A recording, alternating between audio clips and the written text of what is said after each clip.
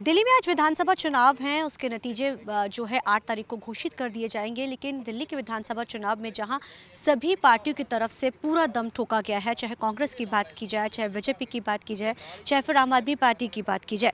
BJP का तो अगर देखा जाए तो कहीं ना कहीं चाहे कांग्रेस चाहे बीजेपी के जितने भी हरियाणा के चाहे जितने भी नेता हों, या फिर बात की जाए पंजाब की, तो दावा ठोक रही कि इस बार डबल इंजन की सरकार होगी और दिल्ली में भाजपा यानी भगवा लहराएगा। हमारे साथ बात करने के लिए इस समय सुरजीत जने बड़े सीनियर आगू मौजूद हैं और अकाली भाजपा सरकार में सेहत मंत्री भी रहे हैं। सर, विधानसभा चुनाव है, आज 8 को रिजल्ट आ जाएंगे। इस बार दावा ठोका जा रहा है, क्या लगता है दिल्ली के विधानसभा चुनावों का नतीजे कहीं ना कहीं हरियाणा और पंजाब की राजनीति पर कैसा असर डालेंगे, क्योंकि पूरी जो दामोदार है दोनों का दिल्ली के विधानसभा चुनाव पर टिका हुआ। नहीं, दिल्ली विधानसभा जिस पर भारतीय जनता पार्टी क्लियर बहुमत सरकार बनाएगी, इसमें कोई दो राय नहीं है। क्योंकि लोगों को समझ आ गई केजरीवाल साहब ने जो बातें की थी उस पर एक भी अमल नहीं किया। केजरीवाल ने कहा मैं तो सिंगल कमरे के में रह लूँगा, छोटी गाड़ी में घूम लूँगा, मैं वर्कर में रहूँगा, सिक्योरिटी नहीं लूँगा। और उन्होंने तो कहा कि मैं आम आदमी पार्टी नाम रख के और झाड़ू का निशान लेके कहा था कि भी मैं आम आदमी की तरह ये करूँगा। तो आम आदमी छोड़ के वो तो एक बहुत शाही और ख़ास आदमी हो गए।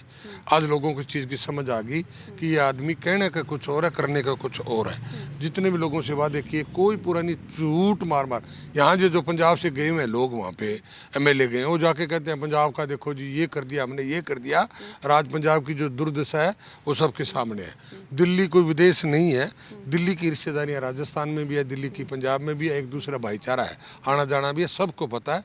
और केजरीवाल साहब की जो बात है, पोल है जो बार खुल चुकी है कि झूठ का पलंदा जितना केजरीवाल है उतना झूठा इंसान कोई नहीं। ये पंजाब में जो भगवंत मान है, इन्होंने जो किया आज पंजाब में लॉ एंड ऑर्डर नहीं है, किसी ऐसे दिल्ली में नहीं है। तो इसलिए क्या है कि लोगों का मन बन चुका है। मोदी के और भारतीय जनता पार्टी का काम देख के, काम देखा उन्होंने यूपी का, जोगी के राज में जितनी गुंडागर्दी सब आज वहाँ नहीं है और अच्छा काम डेवलपमेंट हुआ है। राजस्थान की सरकार देखिए बीजेपी की, मध्य प्रदेश की देखिए, गुजरात की देखिए, जहाँ जहाँ भी भारतीय जनता पार्टी की सरकार बनती है उस सूबा भी तरक्की करता है, किसान भी तरक्की करता है। और आज पंजाब के लोगों की भावना ये बन चुकी है कि पंजाब का भला भी भारतीय जनता पार्टी की सरकार आएगी। हाँ, एक सवाल ये है कि चुनाव किसी भी स्टेट के होते हैं, लेकिन उसका असर कहीं ना कहीं पंजाब पर ज़्यादा और हरियाणा पर ज़्यादा दिखना शुरू हो जाता है। कहा जाता है कि वहाँ के चुनाव है, उसके बाद जो है आगे की रणनीतियाँ तय की जाएंगी। पंजाब और हरियाणा ही सेंटर क्यों हो जाता है हर बार चुनाव, चाहे कहीं का भी हो? क्या यहाँ पर ज़्यादा इम्पैक्ट पड़ता है चीज़ों का? वो तो हम यहाँ बैठे हैं, हम अपनी बात करते हैं, गुजरात वाले गुजरात की बात करते हैं, हिमाचल वाले हिमाचल की बात करते हैं। हम दिल्ली के साथ लगते हुए हमारे सुबह हरियाणा भी दिल्ली के टच है, पंजाब भी है। तो इसलिए वो राजनीति चर्चा तो आप कहीं भी बैठोगे, बस स्टैंड पे बैठोगे, रेलवे स्टेशन पे बैठोगे, शमशान घाट में जाओगे तो राजनीति की चर्चा होगी। तो राजनीति की चर्चा होगी तो दिल्ली जहाँ भी इलेक्शन होता है उसकी बात आती है। और ये तो फर्क पड़ता ही है ना।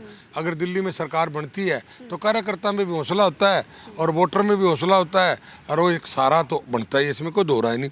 एक स्टेट हारती है तो मनोबल डाउन होता है और एक स्टेट जीती है तो वर्कर का मनोबल अप होता है। जब वर्कर का मनोबल अप होता है तो फिर मतलब ऑटोमेटिक ही सरकार। पंजाब की अगर बात की जाए, भाजपा की पंजाब की बात की जाए, सुनील जाखड़ बिल्कुल एक्टिव नहीं, कभी कभार वो ट्वीट करते नजर आ जाते हैं। हालांकि उन्होंने इस्तीफा दे दिया था, इस्तीफा मंजूर हुआ नहीं हुआ, क्योंकि ये भी कहा जा रहा था कि जल्द जो है प्रधान बदला जाएगा। तो लगता है इस बार सिख चेहरे पर जो फोकस रहेगा, प्रधान अगर बदलता है तो ऊपर से लेकर नीचे तक की, क्योंकि सर आप तो बड़े पुराने जो लीडर रहे हैं, अकाली और भाजपा सरकार, जब अकाली और भाजपा गठजोड़ था, आप तो मंत्री भी उस समय में रहे हैं। अगर इस बार बदलाव किया जाता है तो लगता है कि स्ट्रेटजी में भी, चीज़ों में भी और लोगों का विश्वास जीतने में कामयाब होगी बीजेपी? नहीं, बीजेपी तो लोगों का विश्वास जीतने में तो कामयाब है, इसमें तो कोई दो राय नहीं है। हरियाणा देख लो, सरकार ने गोभी तक वहाँ जो है किसान की खरीदी है और सब्जी तक, सब्जियां जो भाव गिर रहे थे वो सरकार ने खरीदे।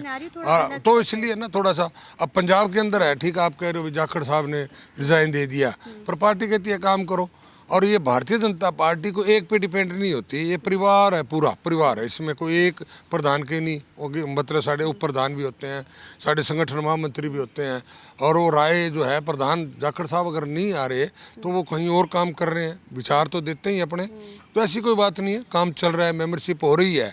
अब मेंबरशिप हो रही है, अब तारीखें निकल गई, अब पहले तो हमारे बूथ के चुनाव होंगे, फिर मंडल के चुनाव होंगे, फिर जिले के चुनाव होंगे, फिर प्रदेश के होंगे, फिर सेंटर के चुनाव होंगे। विधानसभा चुनाव में बीजेपी को कितना काम करना पड़ेगा कि अलायंस हो सकता है, क्योंकि अकाली ये कहते नजर आते हैं कि हम अलायंस नहीं करेंगे। बीजेपी वाले कहते हैं, हालांकि बीजेपी में पहले भी छोटे भाई बड़े भाई को लेकर लड़ाई थी, लेकिन वर्करों में रोष था कि हमने अकाली दल के साथ नहीं चुनाव लड़ना मिलकर। गठजोड़ टूटा कहीं ना कहीं जो नजर आया, लेकिन दोनों ही पार्टियां सत्ता से बाहर लंबे समय से हैं। नहीं, इलेक्शन कोई आसान चीज़ तो होती नहीं है। इलेक्शन लड़ने के लिए ताकत तो हर एक पार्टी लगाती है, चाहे बहुजन समाज पार्टी हो, कांग्रेस हो, सब लगाते हैं, सबके वर्कर काम करते हैं, जब भी जाके सफलता मिलती है। तो इसमें तो कहने की बात नहीं है, वर्कर ने तो मेहनत करनी है और मेहनत अच्छी तरह करेगा। और अब जब किसी चीज़ हासिल होती नज़र आए, जब बंदा ज़्यादा मेहनत करता है, तो पंजाब में भारतीय जनता पार्टी का वर्कर ज़्यादा मेहनत करेगा, क्योंकि हमें पता है 27 में हमारी सरकार पंजाब में आप बनेगी। लोग गठजोड़ करेंगे अकाली दल के साथ? देखो, हमें तो कोई इतराज़ नहीं है, और ना ही अकाली दल को बीजेपी ने छोड़ा। मेरे तो अमित शाह जी ने भी कह दिया था, अभी हम नहीं चाहते पंजाब में अकाली के बगैर इलेक्शन लड़ना। तो अकाली ने ही ये संगठन में बाहर आए थे, एनडीए से बाहर आए थे, और बीबा जी ने वहाँ से रिजाइन दिया था, मांगा तो नहीं था किसी ने। तो इसलिए क्या है कि बीजेपी को कोई इतराज़ नहीं है, अगर साथ में इलेक्शन लड़े तो बादल साहब के टाइम लड़ते ही थे इलेक्शन। और बादल साहब ये कहते हैं मैं भारतीय जनता पार्टी पर इलेक्शन नहीं लड़ूंगा। और मुझे अपने को याद है, जब मैं मिनिस्टर था, हम मदन मोहन मित्तल और हम काफ़ी लोग इकट्ठे होकर गए थे, किसी बात पे रोष था भी ये रिजाइन लो जी, हम आपको बाहर से सपोर्ट करते हैं, सरकार में नहीं। तो बादल साहब भी हमारे साथ बोला भी मेरा भी लो और अपने चलते हैं, अब मैं बीजेपी के बगैर पंजाब में सरकार नहीं चलाऊंगा, ना मैं बनाऊंगा। उनकी एक ये सोच थी। लेकिन अब तो ऐसा नहीं है सर, सिनेरियो और बादल की सोच में, रिबकी की सोच में तो दिन रात का अंतर है, इसमें तो यही कोई कारण है कि प्रधानगी को लेकर अकाली दल में भी सवाल खड़े किए जा रहे हैं कि सुखबीर बादल को हटा जाए। हालांकि जब बड़े बादल साहब होते थे तब कभी भी अकाली दल में इस तरीके की चीजें नहीं देखी गई थी। बादल साहब का कंट्रोल था, बादल साहब का प्यार था, बादल साहब को सभी मानते थे। बादल साहब राजनीतिक आदमी थे, वो आगामी हर एक चीज़ को समझते थे। तो ठीक है, अभी अकाली दल का मामला है, वो क्या देखते हैं। भारतीय जनता पार्टी तो चाहती है अकाली दल लाइन से साथ में लड़े, इलेक्शन अच्छा है, पंजाब का भला होगा और भाईचारा हमारा मजबूत होगा। भारतीय जनता पार्टी के तो भाईचारा मजबूत और सूबे की मजबूती देखते हैं हम, तो चलो वो कोई कुर्सियों की सीटों की बात नहीं होती इसमें। सर आखिरी सवाल है, इमिग्रेंट्स 204 के करीब आ रहे हैं, 104 की जो है अभी डाटा भी सामने निकल गया है, जिसमें से बहुत गिनती जो भारतीय पंजाब चंडीगढ़ के भी हैं, गुजरात, मध्य प्रदेश, यूपी हर जगह के हैं, जो ट्रंप ने राजनीति अपनाई कि जो गैर कानूनी जो वहाँ थे उन सबको भेजा जा रहा है। नहीं, तो कानूनी तो उन्होंने बनवाए थे, पहले क्यों बनाए कानूनी? कानूनी बनाए, उनको वर्क वीजा दिया, या तो उसी टाइम गए तो पहले पुलिस में उनको पकड़ा, पुलिस ने वहाँ छोड़ा, तो और वहाँ उनको वर्क वीजे मिले।